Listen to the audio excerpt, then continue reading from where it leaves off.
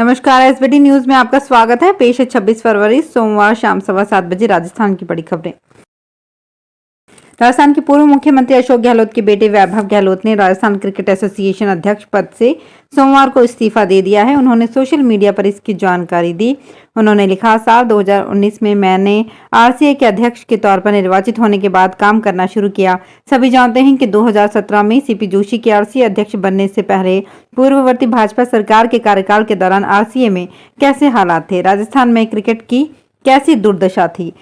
BCCI की ओर से RCA पर प्रतिबंध तक लगा दिया गया, जिसके कारण यहां ना क्रिकेट मैच हो सकते थे और ना ही राजस्थान की क्रिकेट टीम किसी टूर्नामेंट में भाग ले सकती थी। सीपी जोशी के बाद मुझे इस पद पर काम करने का मौका मिला। उन्होंने संरक्षक बनकर हमारा मार्गदर्शन किया। मेरा उद्देश्य राजस्थान में क्रिकेट को बढ़ावा देने और युवाओं को अधिक से अधिक इस खेल से जोड़ने का रहा।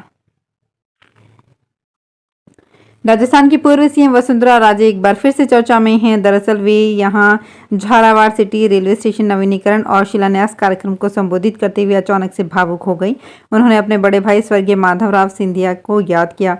उन्होंने कहा कि दादा भले ही कांग्रेस में थे, लेकिन उन्होंने झालावाड़ में रेल का सपना साकार करने में मेरी बड़ी मदद की। पर अफसोस कि आज वे हमारे बीच नहीं हैं। वे होते तो झालावाड़ में रेल सेवा देखकर बहुत खुश होते। इस अवसर पर झालावाड़ 12 सांसद दुष्यंत सिंह भी मौजूद रहे। अजमेर में एक रेलवे अधिकारी को हनी ट्रैप में फंसाने का मामला सामने आया है। पीड़ित अधिकारी ने एक महिला पर 50 लाख रुपए की डिमांड करने और पैसे नहीं देने पर रेप के मुकदमे में फंसाने की धमकी देने का आरोप लगाया है। पीड़ित अधिकारी ने अलवर गेट थाने में इसकी शिकायत की है। पुलिस ने विभिन्न धाराओं में मुकदमा दर्ज कर जांच शुरू कर दी है। जांच एएसआई शंकर लाल कर रहे हैं। राजस्थान में सरकार बदलने के बाद से ही प्रशासनिक मशीनरी को चुस्त दुरुस्त करने के लिए औचक निरीक्षण किए जा रहे हैं।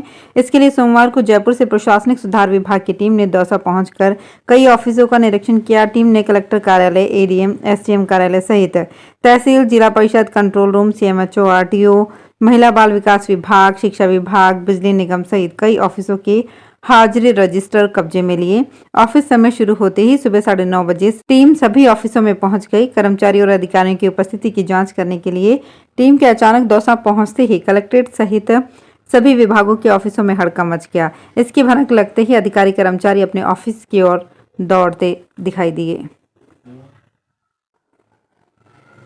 इनकम टैक्स की टीम ने जोधपुर के प्राइवेट इंफ्रास्ट्रक्चर से जुड़ी कंपनी पर रेड की है। टीम में कंपनी के अन्य ठिकानों पर भी दबिश दी गई है, जहां पर कागजात और अन्य दस्तावेजों की जांच की जा रही है। रेड के ठिकानों के बाहर पुलिस भी तैनात की गई है। इनकम टैक्स की टीम में प्राइवेट गाड़ियों में सवार होकर पहुंची और एक साथ सभी जगहों पर रेड की। कार्रवाई पिछले 4 घंटे से जारी है। बताया जा रहा है कि विभाग की ओर से सड़क ब्रिज बनाने वाली कंपनी के पावटा सी रोड स्थित एक मकान पर कार्रवाई की गई। कंपनी के करीब 10 ठिकानों पर जयपुर से आई टीमें यहां छापेमारी कर रही हैं। कंपनी के पावटा स्थित कार्यालय के अलावा उम्मेद हेरिटेज, बोरानाड़ा स्थित फैक्ट्री के अलावा कंपनी के दिल्ली स्थित ठिकानों पर भी विभाग की रेड चल रही है। पिछले 2 लोकसभा चुनावों से राजस्थान के सभी 25 सीटों पर हार का मुंह देख रही कांग्रेस इस बार हार का क्रम तोड़ने की जद्दोजहद में जुटी हुई है। पार्टी ऐसी कई रणनीति पर काम कर रही है जिससे कि इस बार जीत का स्वाद चखा जाए। यही वजह है कि इस बार प्रत्याशी चयन में पार्टी फूंक फूंक कर कदम रख रही है। किन सीटों पर जीत की उम्मीद है, इसके लिए भी एआईसीसी की ओर से एक आंतरिक सर्वे करवाया जा चुका है। सर्वे के आधार पर 25 सीटों को ए, बी और सी श्रेणी में बांटा गया है। ए श्रेणी में 9, बी में 5, सी में 11 सीटों को रखा गया है।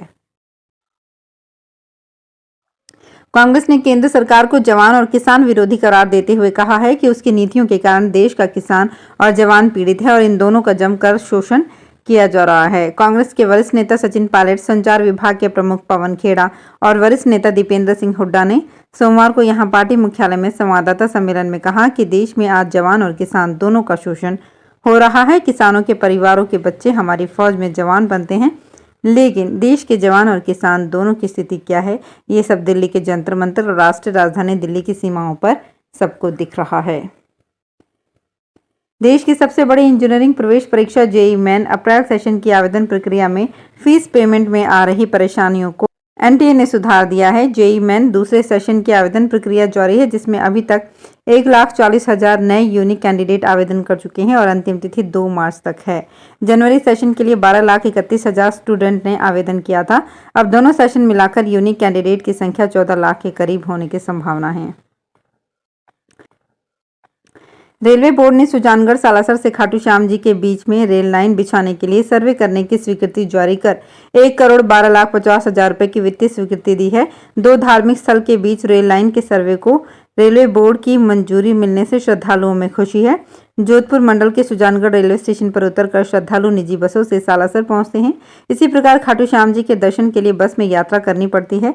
दोनों ही स्थानों पर प्रतिवर्ष लाखों श्रद्धालु दर्शनार्थ पहुंचते हैं। राजस्थान के मुख्यमंत्री भजनलाल शर्मा सोमवार को एक कार्यक्रम के बाद अचानक एक चाय की थड़ी देखकर न सिर्फ वहां कुछ देर के लिए रुके बल्कि वहां बैठकर चाय का लुत्फ भी उठाया। इस दौरान उनके साथ जयपुर शहर सांसद रामचरण बोहरा और वरिष्ठ नेता लक्ष्मीकांत भारद्वाज भी साथ रहे। मुख्यमंत्री ने इस दौरान चाय की थड़ी संचालक के साथ ही वहां मौजूद कुछ स्थानीय लोगों और स्कूली बच्चों से भी बातचीत की। मुख्यमंत्री को अचानक से अपने बीच देखकर लोग भी हैरत में पड़ गए। भ्रष्टाचार को खत्म करने के लिए एसीबी सख्त नजर आ रही है। इसी उद्देश्य से एसीबी उप महानिरीक्षक जोधपुर बीकानेर रेंज हरेंद्र महावर बाड़मेर पहुंचे। यहां जिला परिषद सभागार में एक कार्यशाला का आयोजन किया। इस दौरान डीआईजी ने लोगों को किसी भी कर्मचारी और अधिकारी को रिश्वत नहीं देने और शिकायत प्लेटफॉर्म व कार्यवाही संबंधी तमाम जानकारी दी। डीआईजी हरेंद्र महावर ने कहा कि लीगल काम के लिए कोई पैसे मांग नहीं सकता है। अगर कोई पैसा लगता है तो फीस के लिए रिसिप्ट जरूर लें। बसपा के केंद्रीय कोऑर्डिनेटर सीपी सिंह तथा प्रदेश अध्यक्ष भगवान सिंह बाबा ने रविवार को यहां लोकसभा स्तरीय कार्यकर्ता सम्मेलन में संयुक्त रूप से स्थिति साफ करते हुए कहा कि पार्टी राज्य में अपने दम पर चुनाव लड़ेगी और प्रदेश में तीसरे मोर्चे के रूप में अपनी उपस्थिति दर्ज कराएगी। उन्होंने कार्यकर्ताओं से आह्वान किया कि सभी वर्गों को साथ लेकर प्रदेश के कोने कोने में बसपा की रीति नीतियों का प्रचार प्रसार करें। राजस्थान के सरकारी स्कूल में मिड डे मील के गुणवत्ता चेक कराने का नया आदेश आया है। नया नियम जानकर आप चौंकेंगे। सरकारी विद्यालयों में बन रहे दोपहर के भोजन का पहला निवाला अब विद्यालय में पढ़ने वाले बच्चों की माताएं चखेंगी। मिड डे मील आयुक्तालय ने सभी स्कूलों को आदेश जारी कर दिए हैं कि मिड डे मील में प्रतिदिन 5 माताओं को भोजन चखाकर गुणवत्ता परखी जाए। जोधपुर में सड़क किनारे पड़ी बॉटल्स, प्लास्टिक पाउच आदि को उठाने के लिए नगर निगम उत्तर इलेक्ट्रिक सक्शन मशीन ले आया है। मुख्य रूप से शहर के पर्यटन स्थल पर इन मशीन से कचरा उठाया जाएगा। घंटाघर में आज इस मशीन से सफाई वर्क शुरू होगा। 16 लाख रुपए की यह मशीन बैटरी से चलती है और बिना धूल मिट्टी उड़ाए कचरा उठा लेती है। लीटर कचरा उठाने वाली 2 मशीन नगर निगम उत्तर लेकर आया है। राजस्थान में जयपुर हेरिटेज के बाद जोधपुर नगर निगम उत्तर इस मशीन का प्रयोग कर रहा है। करौली मेला मैदान में चल रहे श्री शिवरात्रि पशु मेले में ऊंट और भैंस प्रतियोगिता का आयोजन किया गया। इसमें करौली के अलावा उत्तर प्रदेश के पशुपालकों ने भी भाग लिया। विजेताओं को पुरस्कार देकर सम्मानित किया गया। मेला अधिकारी एवं पशुपालन विभाग के संयुक्त निदेशक डॉक्टर गंगा सहाय मीणा ने बताया कि 4 सदस्यीय निर्णायक मंडल ने प्रतियोगिताओं में मूल्यांकन किया। तो फिलहाल इस बुलेटिन में इतना ही। फिर हाजिर होंगे कुछ और बड़ी खबरों के साथ।